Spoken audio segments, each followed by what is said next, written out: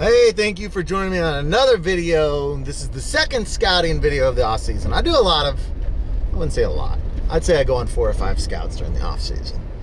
And normally the number one reason I scout on the off season is because it's fun. How much information can I actually gain during the off season? Well, I can get more than you actually think, honestly. So today, the reason that I'm scouting is that we've had a bunch of rain, and based on the rainfall and based on information that I've gathered on USGS real-time water data, I believe that there's going to be some flooded pools out at this place that I like to go. Now, this place I've only actually hunted one time ever, and it's new to me. I didn't even know it was there until a couple years ago. And so I'm still learning it. I'm learning it, and I'm learning where the water lies, when the water lies there. There's lots of times that this is just dry. And so in my notes, when I scout, I keep notes, and I keep close eye on the rivers in the area and how much rainfall we get. And so what I'm trying to learn today is how much rain does it take, and how much water levels do you have to have in order to get huntable pools in this spot. And so that's why I'm going. So this will benefit me during the season. You know, if it's November and we get X amount of rain and I look at the water data and it's at a certain height, then I'll know that these pools are full. And then it will avoid a whole scouting trip, because, you know, I may be walking up to 3 miles today. That's what we're doing. There's nothing better than getting feet on the ground during the off season and thinking about ducks, guys. It helps with that depression. Here we go. Georgie. Go, Georgie, go. Getting in a little fun retrieving for the girl out here. Well, G and I made it out here, and we're just wandering around. I anticipate, my expectation, let me show you guys, my expectation is that as we get over here, there's going to be water. If my assumptions are right, then clear over kind of those trees there, those shorter trees, there's going to be water, and there's going to be a line of water that runs through there. If I can figure out, I mean, we've got a lot of different spots we like to hunt.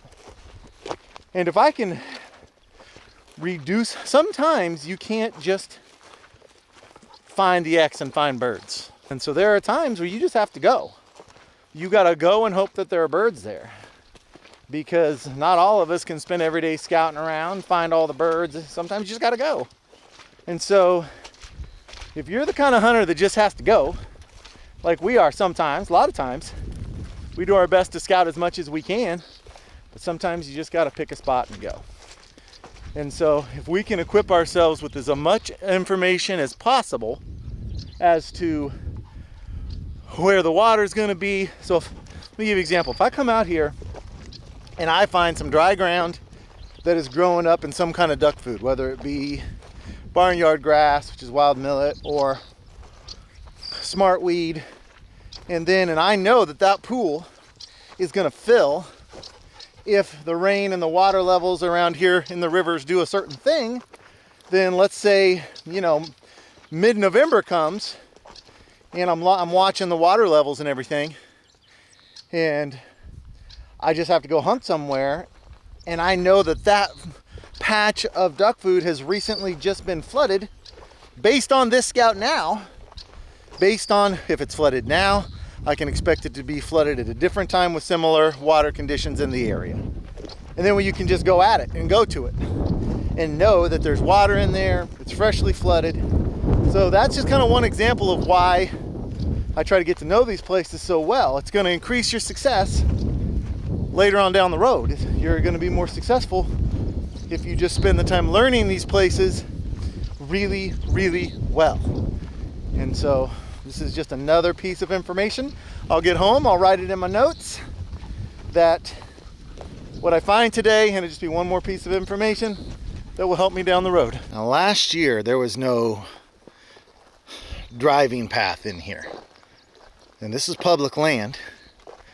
So it's also interesting, like, what have they been doing? Why is someone driving back in here? Do they have some project out here? Is it just a farmer that's farming this? I know last year they had barley growing up out here, and I'm not seeing that. So it's just interesting to know, what are they doing back in here? Why are they driving clear back in here? So I'm gonna follow this and see what they've been doing, because I find that interesting. Pretty soon I'm gonna cut over, because right off that point there and behind there is a little pool, and I'm fingers crossed that's what I think has water in it. That's what I hope has water in it. Time to go off of the trail, because I am dying to know whether that back pool has water in it. Oh, and look at this. We've got some bona fide Smarticus von Weedius right here. See that? In fact, hold on, I didn't even notice this. Oh my God, my boot came off. Oh my God, move, Georgie, move. Oh man, my boot came off in this mud. Crap. I don't want to get my sock all wet. Darn it. Stupid mud. Darn it. Oh, not too bad. Okay. So, I don't know how I failed to see this. Now, this is exactly what I'm talking about. This is exactly what I'm talking about. So, this stuff here, this whole run of stuff, right, is smartweed. See it? Smarticus von Weedius. It's not its real name. I know that's not the real name. It's a joke. It's a joke. I know it's not the real name. So save your comments for later. Anyway, this stuff here is all smartweed, right? So this stuff is gonna grow up tall. It's gonna grow up, shoot, depending, I mean, sometimes this grows up super high. Well, what happens if during teal season or November or December, it comes in here and floods all this, which it can do? Then I already know right now, not only there's tons of smartweed back in here, but that there's a cut path. So I could come in here without ever scouting it at all, if this were freshly flooded, and assume that I could lay out in this stuff with my layout boat, or even in the smartweed here, and put my decoys all through this cut trail I've been walking on. So right there, that's exactly what I was talking about. This is just invaluable information. Back to it. Let's see if I can keep my feet out of them, coming out of my boots this time. Going off trail here. Now for this flood, it would have to obviously be a lot more rain and higher water levels than what we've got right now, because there's no water in here. But it can happen, and it has happened. I've been through here. I've actually kayaked through this whole section before, and we hunted right over here. Wheezy and I did one time. So good to know. Good to know. So fingers crossed that all this up here is going to be flooded. I think it will. I really do. In my notes, I had 15.5 feet I thought would flood it, and it got to 17. So, well, I don't know. I've never hunted this hole clear back in here, but there will be a day in which it happens. This will happen at some point. Might be a few years from now, I don't know. But I will hunt this hole at some point. I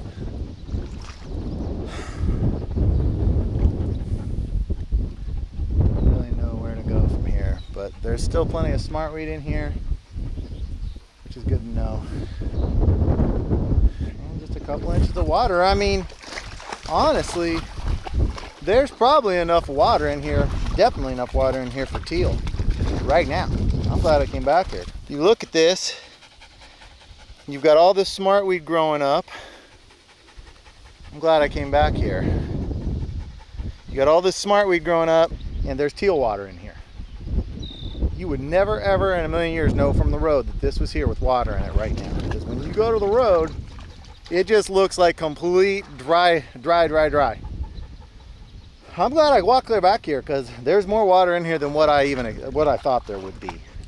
I mean, there's teal water in here. So now I know during teal season, now where would you set up in here? It's going to be choked with vegetation. So probably that same spot over there I was talking about, but there's water all the way through here. Gosh, I got a lot of walking to do from everything I want to see. So just think about teal buzzing around through, just whipping through here, landing back in these little patches. Wouldn't that be great? Well, last time I was in here, there was teal. It was early November, and there was still some teal here, green wings mostly, but their flight path was short. I mean, they had a pretty obvious flight path through here, and it involved coming from right there up through this corridor. Now, are flight lanes like that good from year to year? Are they the same from year to year? Probably so. With teal specifically, probably so.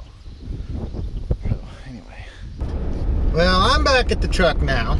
I'll tell you, I wanted to get back and follow that trail I was on, but that place is big, and I ended up way far away from it, wandering around. But I feel like I found out a lot of good information. Thank you guys for joining me today. I want to let you know, coming up, we're giving away a hunt where we're going to do a drawing, and whoever wins will be able to come with one friend, pick one friend of yours, and come hunt with me and Jordan Fromer. This is a giveaway by the Duck Gun Podcast.